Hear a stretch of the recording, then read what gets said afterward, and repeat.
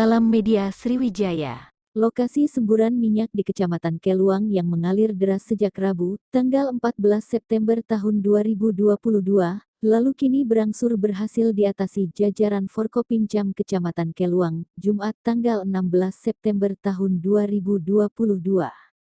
Diketahui, lokasi semburan minyak akibat pengeboran secara ilegal tersebut berada tidak jauh dari SMA Negeri 2 Keluang. Akibat semburan minyak yang mencapai ketinggian hingga 10 meter itu, aktivitas belajar di SMA N2 Keluang terpaksa diliburkan sementara.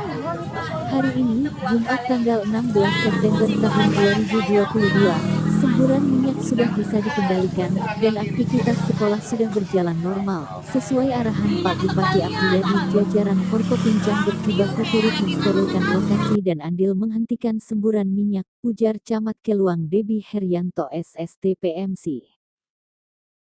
Meski demikian, lanjut Debi, jajaran Forkopimcam dan peralatan seadanya tetap siaga khawatir semburan minyak kembali terjadi. Kami tetap berjaga di area sekitar semburan, dan warga tidak diperbolehkan mendekati lokasi karena disterilkan, katanya.